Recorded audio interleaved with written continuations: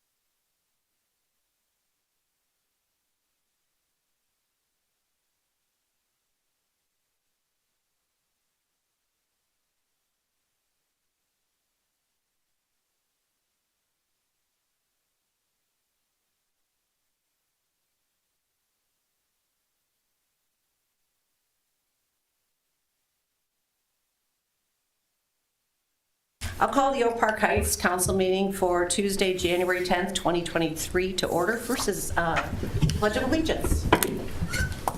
I pledge Allegiance to the flag of the United States of America and to the republic for which it stands, one nation, under God, indivisible, with liberty and justice for all. And then next is the approval of the agenda. We just have one addition under consent agenda. It'll be item G, resolution decertifying of tax increment financing district 1-3. Is there a motion to approve the agenda? So moved. Second. Motion by Councilmember Doherty, second by Councilmember Johnson. All in favor? Aye. And then just prior to the meeting, our Councilmember Liljegren and Councilmember Johnson took their oath of office for their next 4-year term, so congratulations to both of you. Thank you, Mayor. And then we have council staff reports. It was very quiet due to the holidays, but I did have a few phone calls with our lobbyists, such as Shane Zard from the Coalition of Utility Cities. There were hearings today, and there'll be hearings tomorrow on the tax committee. And then also talking with Ann and Angie about some of the bills that we have coming up. But it'll get busier, obviously, but right now, that's it. That was really nice. Councilmember Doherty. You know, I don't think I have anything to report, at least not that I can remember. Okay, thank you. Councilmember Johnson. I don't have much to report. I just wanted to relay, I had a citizen reach out about the salting and thinking that there was too much salt going on our roads. And so I just wanted to relay the message in case he hadn't reached out to other council members. Yes, you did reach out.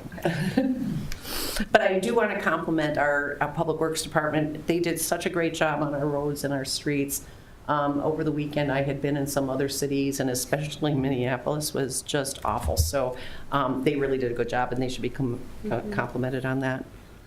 And then Councilmember Liljegren. I have nothing to report. Councilmember Rook. I attended the CVB meeting last week, which was what they refer to as their annual meeting. There'll be a couple things coming up. One, now that they've hired a new director, whose title is now going to be president, it means that there's going to be a change, we'll be seeing a change in the bylaws, because the person who used to be the president was the head of the board of directors, basically. So I don't know, they're working at changing their bylaws. We'll see it in the future.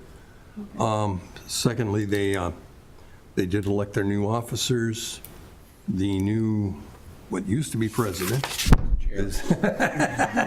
chairman, is that what it's going to be called now, is Sarah Jesperson, who, among other things, is owner of Madcapper, The Axe, and she also owns some Airbnbs. So, and that means that was the conclusion of the term of Councilmember Doherty as the president. So we should, in the next couple of months, be seeing some changes coming as far as language in that. That's about it. Thank you. Chief Hansen.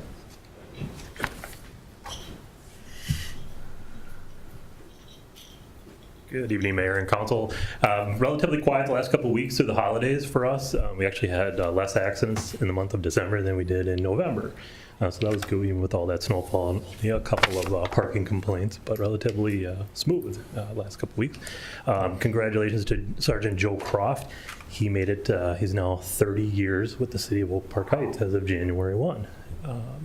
So we congratulate him. And our squad cars, we've got one of our new ones at the dealership in St. Cloud, and the second one will be dropped off next week at the dealership. So hopefully we take possession of those in a couple of weeks. We'll see. Yeah, that's it. Anything else? Any questions for the chief? Okay. Well, thank you very much. Thank you. Thank you. Assistant City Administrator Pinsky.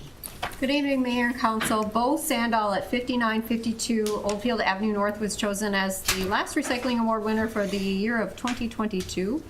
And also just a reminder, our residents have been paying attention and they've had their garbage and recycling out, but just another reminder that garbage and recycling is on Tuesdays now, starting this year. It has been challenging, especially this week, trying to navigate down some of the streets with the garbage cans out in the street, but there's nowhere else to put them.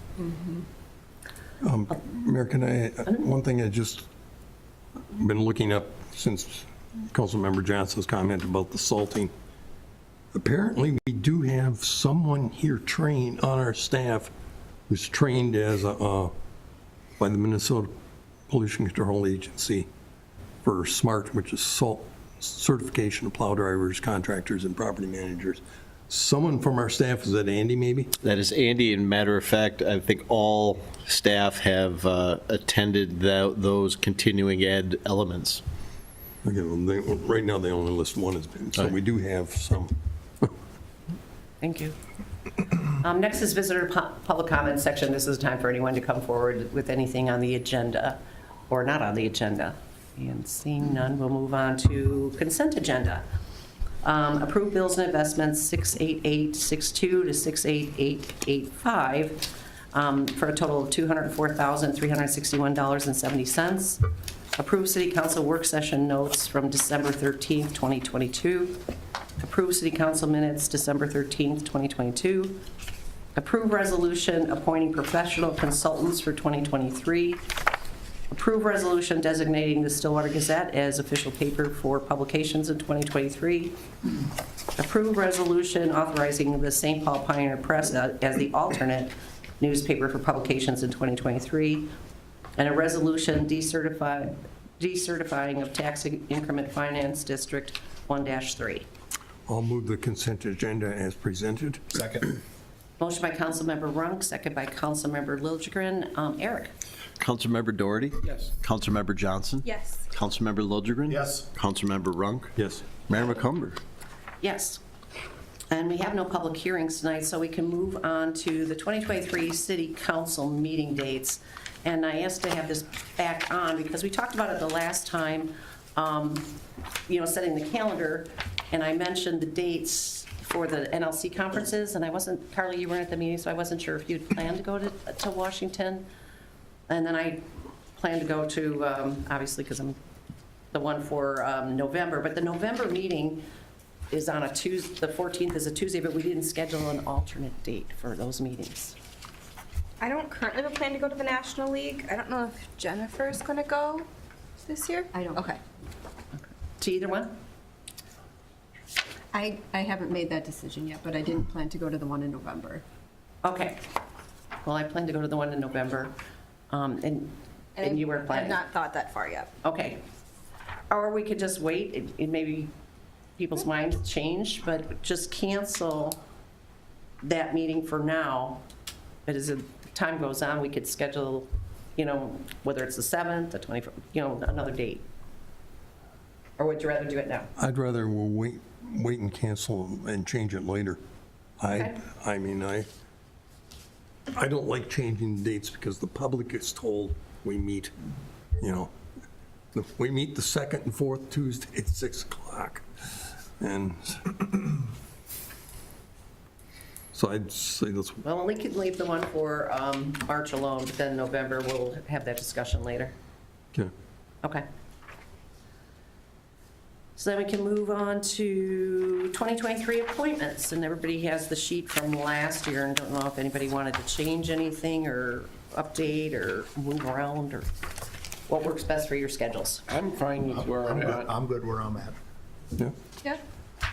Well, that was easy. I make a motion that we adopt a resolution to keep everybody the same. Second. Okay, motion by Councilmember Doherty, second by Councilmember Liljegren. Eric? Councilmember Doherty? Yes. Councilmember Johnson? Yes. Councilmember Liljegren? Yes. Excuse me. Councilmember Runk? Yes. Mayor McCumber? Yes. Next is under new business is the Fat Tire Bike Rally for February 19th, 2023. Eric? Thank you, Mayor and Council. We have Mike Leiner here representing the Chilkoot Velo Cycling Club and the easy for me to say, Fat Tire Bike Rally.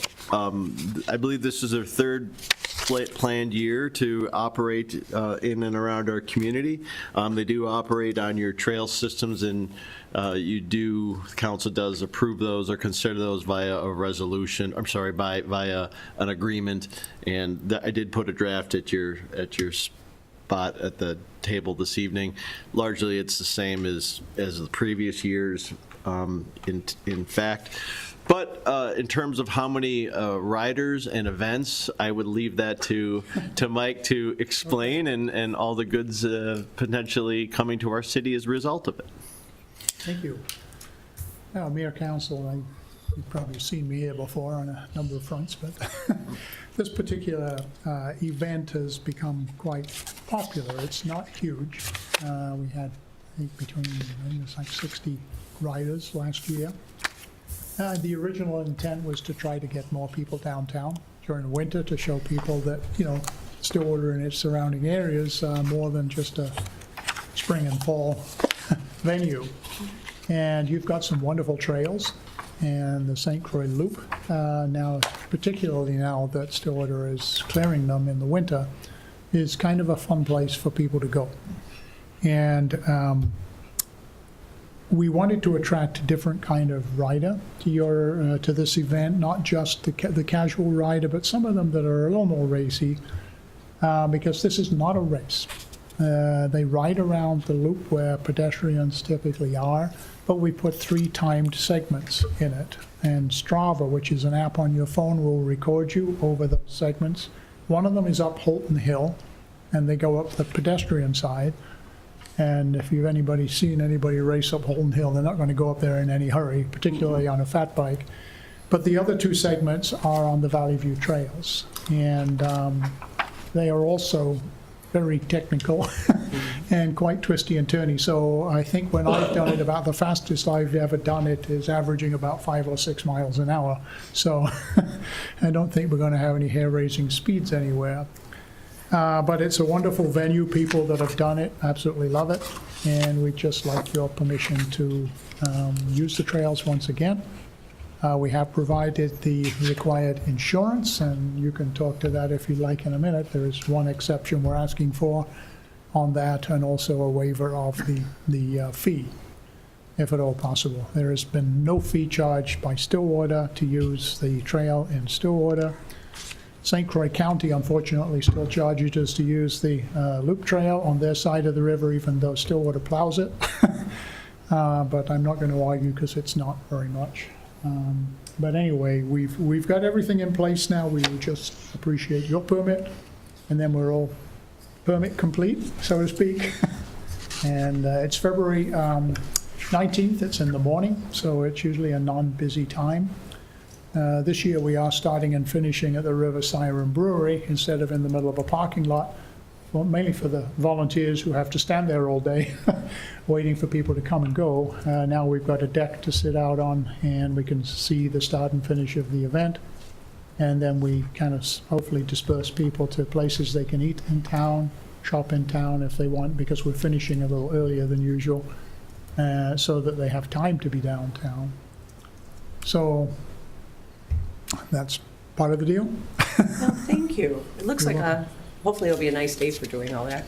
Fingers crossed. Yeah, No more we've had snow. both. We No had more 6 inches of snow one year, and it was quite a challenge to get around the course.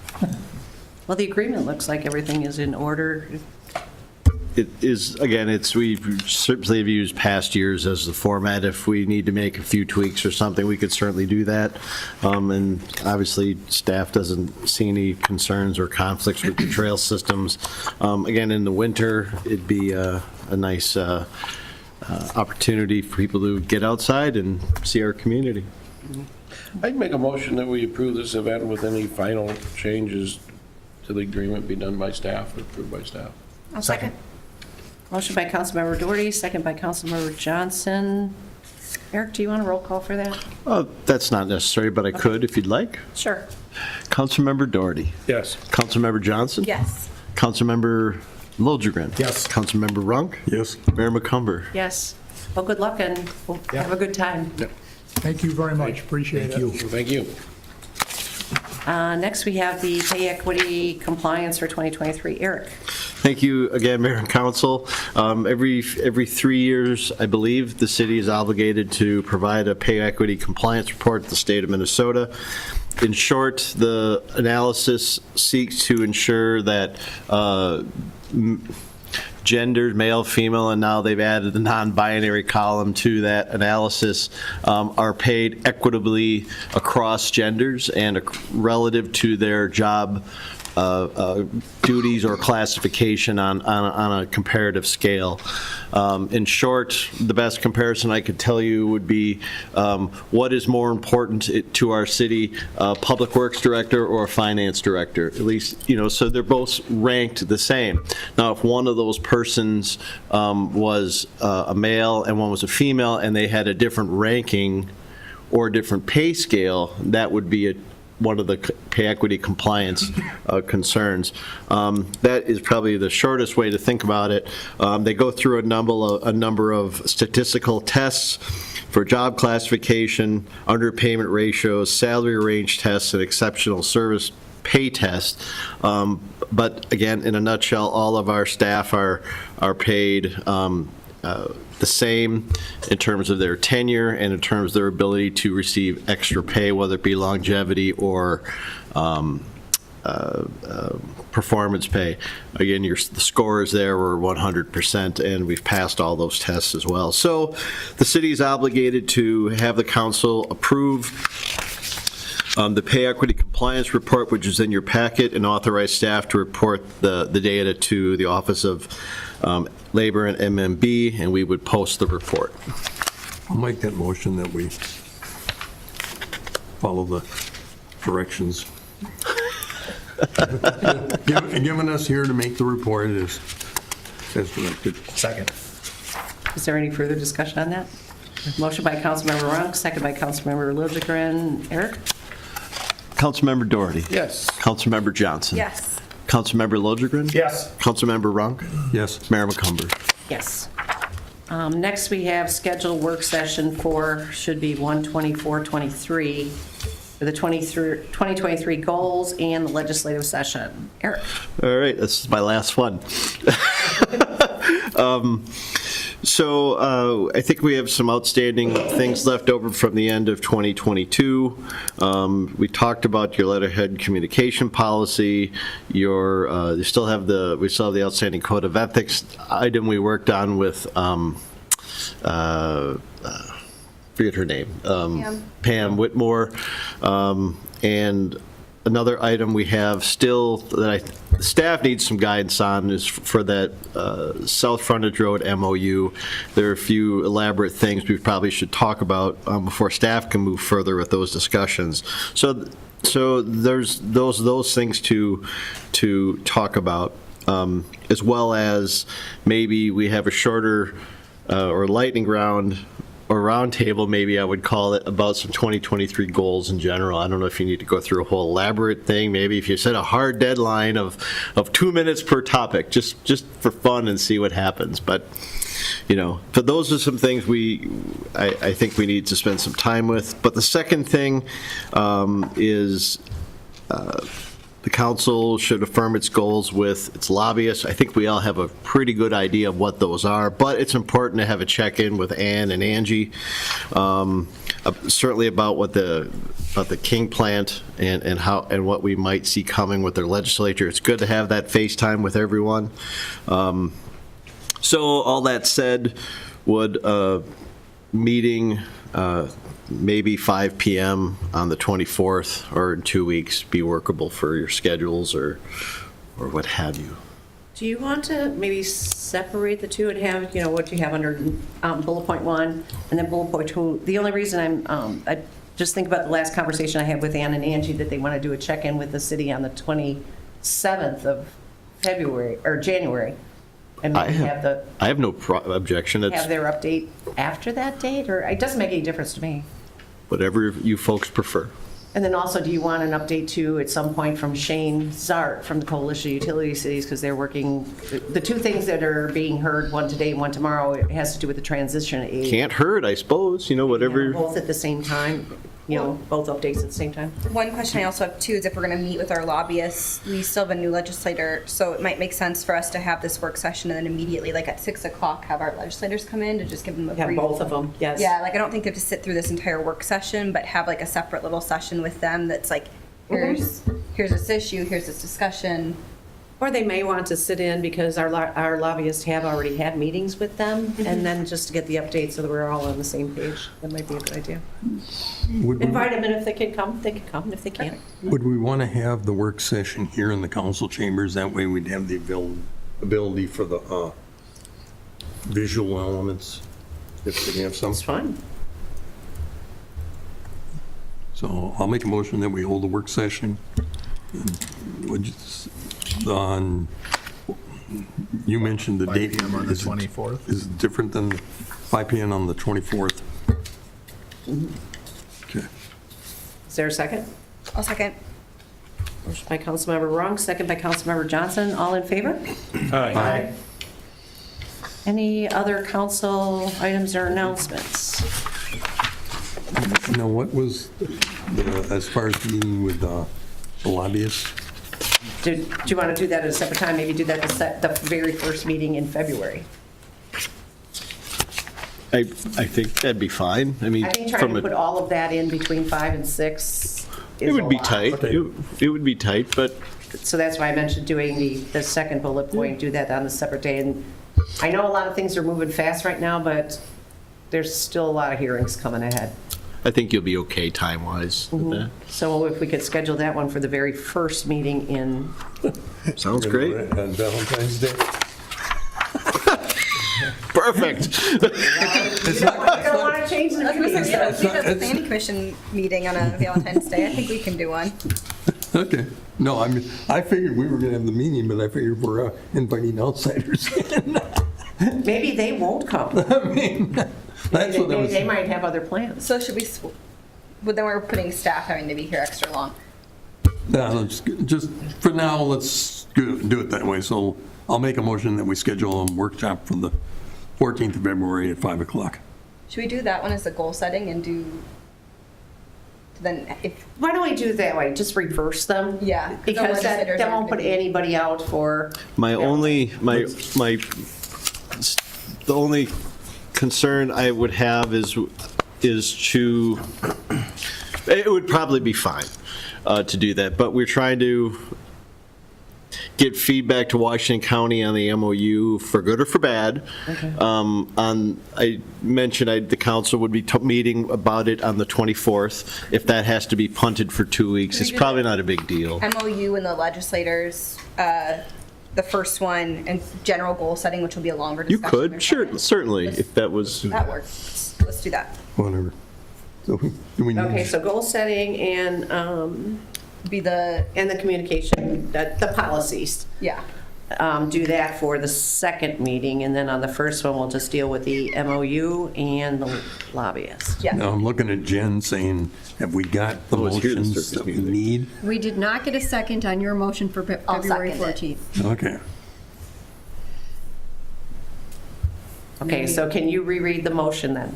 Yes, so we have a work session for January 24th for the MOU and the legislators, and another separate motion to set a work session for February 14th at 5 PM for goal setting and policies. Okay, and that was motion by Councilmember Runk and second by Councilmember Johnson. Yes, both. All in favor? I think that we're going to have just work wanted to make sessions before the next 2 meetings, right? Right. Okay, and then other council items or announcements? If there aren't any, we have a closed session coming up for labor negotiations. And Kevin, could you talk about that? Yes, thank you, Madam Mayor. So we're going into a closed session pursuant to Minnesota statutes 13D.03, which allows for closed session in relation to labor negotiation, discussions, and strategy amongst staff and the council. This is in relation to all 3 of the unions that are existing amongst the employees of the city. The meeting will be tape recorded as required, and I suspect immediately there won't be any direction or any affirmative action after that. And so I would expect that the meeting will just adjourn during the course of the closed session, and we'll reconvene at the next meeting and kind of summarize any results of that as needed. Okay. So is there a motion to adjourn to the closed session? So moved. Is there a second? Second. Motion by Councilmember Liljegren, second by Councilmember Johnson. All in favor? Aye. Aye. you know, we can't do this. If he makes a motion, you have to second. If you make a motion, he seconds. Oh, okay, I mean, Same thing over here. I just figured I figured I'd made enough motions. I figured I'll let somebody else go.